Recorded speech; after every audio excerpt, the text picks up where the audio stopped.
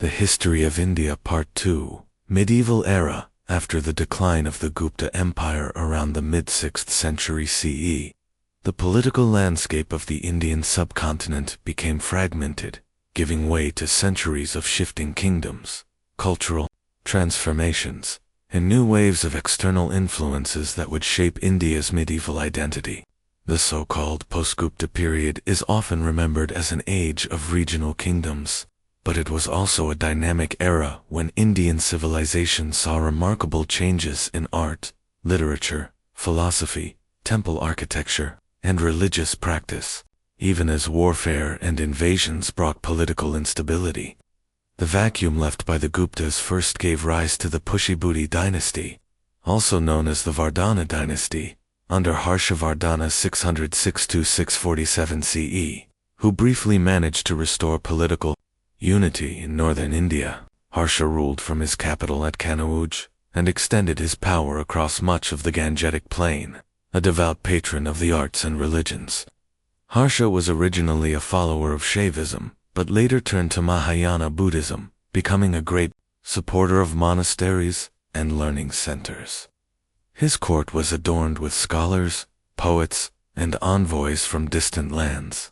Most famously, the Chinese pilgrim Xuanzang, who traveled through India in the 7th century and left detailed accounts of Indian society, religion, and politics. Despite his achievements, Harsha could not establish a lasting empire, and after his death, his kingdom disintegrated into smaller states once again. The centuries that followed witnessed the rise of many regional powers. In the Deccan Plateau, the Chalukyas of Badami 6th–8th centuries CE built a strong empire, stretching from the Narmada River to the southern peninsula. They became known for their distinctive contributions to temple architecture, blending northern Nagara and southern Dravidian styles, with famous examples at Aihole, Patadakal, and Badami. They were challenged and succeeded by the Rashtra 8th–10th centuries CE, who controlled a vast empire from their capital at Manukita. The Rashtrakutas were not only warriors, but also patrons of culture. The magnificent rock-cut Kailasa temple at Ellora, carved from a single stone, stands as a testament to their ambition and artistic vision. In the Tamil country to the south, the Pallavas of Kanchipuram rose to prominence between the 4th and 9th century CE, leaving behind exquisite monuments such as the shore temples of Mahabalipuram and early stone temples that laid the foundation for later Dravidian temple architecture. Meanwhile, in northern India, power oscillated between Rajput clans, who carved out principalities across Rajasthan and the Gangetic Plain.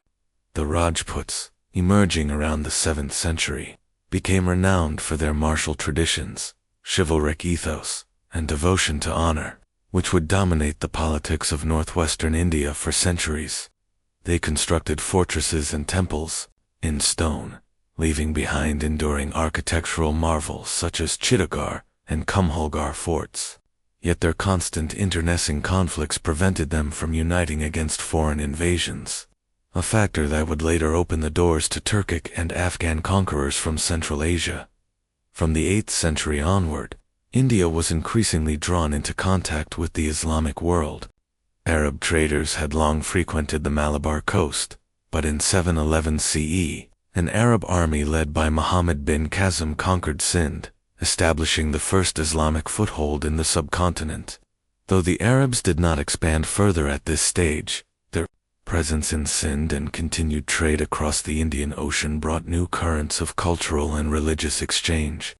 Muslim merchants settled in coastal towns, intermarrying with locals and building mosques, while Sanskrit, scientific, and mathematical texts began to be translated into Arabic, influencing the wider Islamic Golden Age. A more significant phase of Islamic influence came with the Turkish and Afghan invasions, beginning in the late 10th century.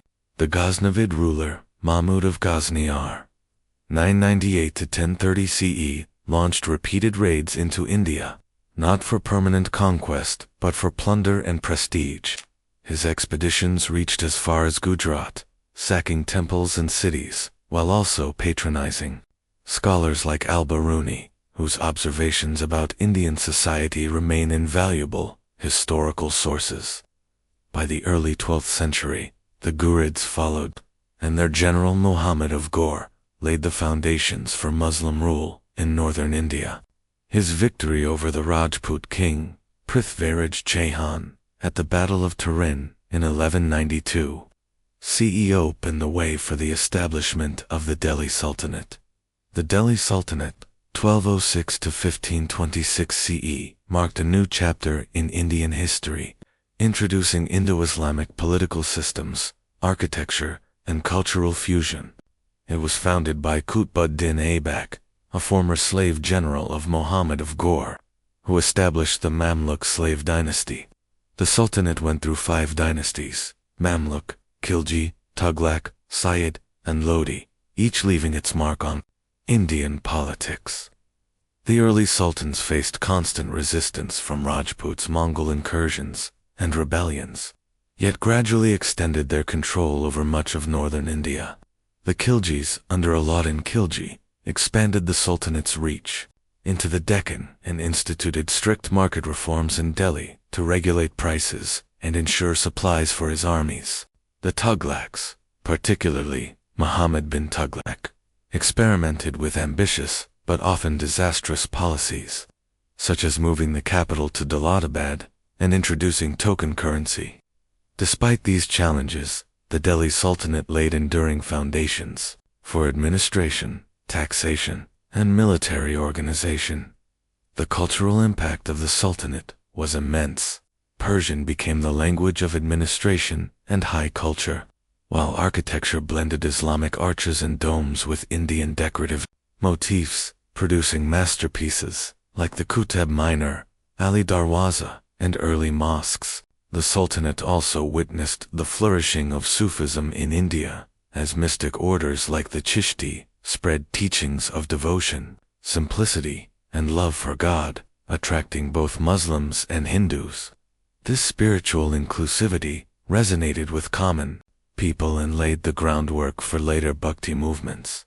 In southern India, during the same period, powerful Hindu kingdoms maintained their independence and cultural vibrancy. The Hoysalas of Karnataka, between the 11th and 14th centuries, built exquisite temples at Belur and Halabadu, known for their detailed stone carvings. The Kakatiyas of Warangal, and later the Vijayanagara Empire, rose as bulwarks of Hindu power. Vijayanagara, founded in 1336 by Harihara and Bukka, became a vast and prosperous empire that resisted northern invasions and created a flourishing cultural renaissance in the south. Its capital, Hampi, with its grand temples, markets, and palaces, stood as one of the richest cities of its time. Vijayanagara rulers patronized literature in multiple languages, promoted trade across the Indian Ocean, and developed a military system that could withstand the pressures of the sultanates. However, the Battle of Talikota in 1565, against a coalition of Deccan sultanates, led to the empire's decline. Though its cultural legacy endured, the Delhi Sultanate, meanwhile, weakened over time due to internal strife, succession disputes, and the growing autonomy of provincial governors. By the early 16th century, it faced the rising power of the Mughals, descendants of both Timur and Genghis Khan. In 1526, Babur defeated Ibrahim Lodi at the Battle of Panipat, establishing Mughal rule and marking the end of the Delhi Sultanate era. The Mughal Empire, from Babur to Aurangzeb 1526 to 1707 CE. The founding of the Mughal Empire in 1526 CE by Zahiruddin Muhammad. Babur marked one of the most important turning points in Indian history. Babur, a Timurid prince from Central Asia, with lineage tracing back to both Timur on his father's side and Genghis Khan on his mother's side, had long sought a stable base for his ambitions. After being displaced from his ancestral lands in Central Asia by the Uzbeks, Babur turned his attention to India, a region fragmented between the remnants of the Delhi Sultanate, powerful Rajput states, and regional kingdoms in the Deccan. India was wealthy, agriculturally productive, and politically unstable, a perfect target for conquest. Babur's decisive moment came at the First Battle of Panipat in 1526, where his relatively small but highly disciplined army, equipped with field artillery and organized cavalry tactics, defeated the far larger forces of Ibrahim Lodi, the last Sultan of Delhi. The use of gunpowder and cannon gave Babur a significant technological advantage. This victory not only established Mughal rule, but also marked the beginning of a new era in Indian military history, where gunpowder weapons would become increasingly decisive. Following Panipat, Babur faced challenges in consolidating power. The Rajput Confederacy under Rana Sanga of Mewar posed a formidable threat, leading to the Battle of Kanwa in 1527. Once again, Babur's superior tactics, artillery, and discipline secured his victory, but it required immense effort. Babur spent much of his short reign 1526 to 1530 establishing control over northern India, but he died before he could expand his empire further. His memoirs, the Baburnama, remain one of the most remarkable autobiographical works in world history, providing insights into his campaigns, observations of Indian society, flora, fauna, and his deep love of gardens and Persianate culture. Babur's son, Humayun, r 1530 to 1540, restored 1555 to 1556, inherited the fragile empire. However, Humayun struggled with both internal rebellions and external threats. Most significantly, he was defeated by the Afghan noble Sher Shah Suri, who established the Sur Empire 1540 to 1555. Sher Shah proved to be an extraordinary ruler and administrator, despite his short reign. He introduced a uniform revenue system, standardized coinage, and built an extensive road network, including the Grand Trunk Road, which facilitated trade and communication across northern India. His efficient administration later influenced Mughal governance. After Sher Shah's sudden death, his successors proved weak, and Humayun managed to regain the throne in 1555 with Persian support, only to die in an accident the following year. Humayun's premature death left his 13-year-old son, Akbar r. 1556 to 1605, as Emperor. Akbar would become the greatest of the Mughal rulers, transforming the fragile empire into a vast, centralized, and enduring state. His reign began precariously, as the Mughal army, under the regent Bairam Khan, faced a renewed Afghan threat, and the ambitious Hindu king Hemu, at the Second Battle of Panipat in 1556. The young Mughal forces triumphed, securing the dynasty's survival. Over the next half-century, Akbar expanded Mughal power across northern India, the Deccan, and parts of Gujarat, Bengal, and Rajasthan. His conquests were accompanied by a remarkable administrative vision. Akbar understood that ruling a diverse subcontinent required more than military power. It required integration of different religious and ethnic communities. To achieve this, he developed a policy of Sulukul universal peace, promoting tolerance and cooperation. He abolished the jizya tax on non-Muslims, appointed Hindus, including Rajputs, to high administrative and military positions, and married Rajput princesses to cement alliances. This policy ensured the loyalty of many powerful Rajput states, which became pillars of Mughal military strength. Akbar also reformed administration. His minister, Todar Mao, devised a new revenue system, Zabd, which standardized land measurement, crop assessment, and taxation, ensuring more efficient collection. The empire was divided into provinces called subas, each under a governor subadar, with a uniform administrative structure. The Mughal army was organized through the Mansabdari system, where officials were ranked and granted jagirs land revenues to maintain troops, creating a balance between central authority and local power. Culturally, Akbar's court became a vibrant center of intellectual and artistic activity. He invited scholars, theologians, poets, and artists from across the Islamic world and India. His court witnessed translations of Hindu epics like the Mahabharata into Persian and the creation of illustrated manuscripts such as the Akbarnama, which chronicled his reign. Akbar himself was deeply curious about religion. He held debates among scholars of Islam, Hinduism, Jainism, Christianity, and Zoroastrianism at his court in Fateh for Sikri, even experimenting with the syncretic faith, the Din-i-Ilahi religion of God. Although the Din-i-Ilahi never spread widely, it symbolized his attempt to create a unifying spiritual ideology. Architecturally, Akbar's reign saw the construction of monumental forts and palaces, including Fatehpur, Sikri, Agra Fort, and the Buland Darwaza, blending Persian, Timurid, and Indian styles into a distinct Mughal architecture. After Akbar's death in 1605, his son Jahangir R. 1605 to 1627 inherited a strong empire. Jahangir was less of a conqueror and more of a connoisseur of art, gardens, and luxury. He expanded the empire modestly, but his reign is best remembered for cultural developments. The Mughal school of painting reached new heights under his patronage, blending Persian techniques with Indian naturalism, producing detailed miniatures. Jahangir himself was an avid naturalist and kept records of plants, animals, and artistic works.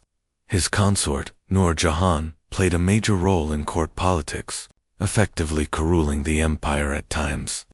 The couple encouraged architecture, commissioning gardens and mosques that reflected refined elegance. Jahangir also strengthened relations with European powers. As English and Portuguese traders sought privileges in India, the English East India Company established its first factory at Surat in 1612, setting the stage for future involvement in Indian politics. At the same time, however, internal instability emerged, particularly with the rebellion of his son Khurram, later known as Shah, Jahan. Shah Jahan R. 1628 to 1658 epitomized Mughal grandeur. His reign is often called the Golden Age of Mughal architecture.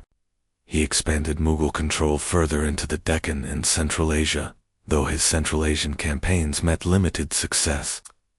Shah Jahan's reign is best remembered for monumental architecture, particularly the Taj Mahal, built in memory of his beloved wife Mumtaz Mahal. This white marble mausoleum, combining Persian, Timurid, and Indian elements, became one of the greatest architectural achievements in world history. Shah Jahan also built the Red Fort in Delhi and the Jama Masjid, establishing Shahjahanabad Old Delhi as a magnificent imperial capital. However, the splendor of Shah Jahan's reign masked underlying problems.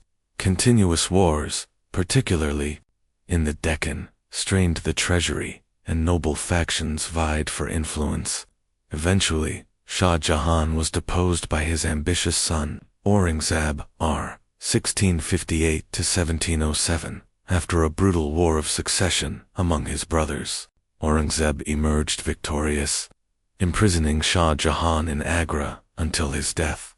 Aurangzeb's reign represented both the peak, territorial expansion of the Mughal Empire and the beginning of its decline. A devout and orthodox Muslim, Aurangzeb reversed many of Akbar's policies of tolerance. He reimposed the jizya tax on non-Muslims, destroyed several temples, and enforced Islamic law in administration, while he remained personally austere and devoted.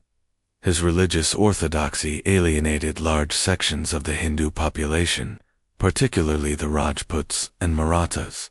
Militarily, Aurangzeb expanded the empire to its greatest extent, conquering much of the Deccan and pushing into the south. Yet these conquests proved overextended, draining resources and sparking fierce resistance. The Marathas under leaders like Shivaji, and later his successors, waged relentless guerrilla warfare, proving nearly impossible to suppress. Simultaneously, the rise of the Sikhs in Punjab under Guru Gobind Singh and the Jats in northern India added to the growing unrest. Aurangzeb's long reign of nearly 50 years exhausted the empire financially and militarily. By the time of his death in 1707, The Mughal Empire was vast but fragile, with mounting rebellions, corruption, and weakened central authority. His successors would inherit an empire that seemed powerful on the surface, but was in fact riddled with cracks that would soon lead to fragmentation. The History of India, Part 2, 1757 to 1857 CE, The Rise of British Power, and the First War of Independence. The year 1757 marked a profound turning point in Indian history. The Battle of Plassey, though a relatively small military engagement, altered the balance of power in the subcontinent. With Robert Clive's victory over Siraj-ud-Dowlah and the betrayal of Mir Jafar, the British East India Company obtained control over Bengal, India's richest province. Unlike earlier foreign invaders who plundered and withdrew, the British pursued a new model, not only conquering but also systematically exploiting resources to enrich their empire overseas. This victory enabled the company to collect revenue directly from Bengal's peasants and traders, turning commercial power into political sovereignty. Bengal's immense revenues funded the company's military, allowing further expansion into other Indian regions. After Plassey, the British entrenched themselves through the Diwani of Bengal, granted in 1765 by Mughal Emperor Shah Alam II after the company's victory at the Battle of Buxar. This battle, fought against the combined forces of the Nawab of Bengal, the Nawab of Awadh, and the Mughal Emperor himself, cemented company authority in eastern India. The acquisition of the Diwani meant the company became the official revenue collector of Bengal, Bihar, and Orissa, granting it financial dominance unmatched by any regional power, while the Mughal emperor still held ceremonial sovereignty. In reality, his authority had shrunk to a figurehead, dependent on the company's will. This transformation had devastating consequences for Bengal's economy and society. The company's officials, eager to enrich themselves, imposed heavy revenue demands on peasants. The traditional balance between state demands and agrarian productivity collapsed, leading to widespread rural distress. The notorious Great Bengal Famine of 1770 claimed millions of lives, a direct consequence of exploitative revenue policies, combined with natural calamity. Yet the company's profits grew, and Calcutta emerged as its new administrative and commercial capital, gradually transforming into the hub of British India. As the British expanded eastward, they encountered strong resistance in the south and west. In the Deccan, the Mysore kingdom, under Hyder Ali, 1761 to 1782, and his son Tipu Sultan, 1782 to 1799, posed the fiercest challenge to company power.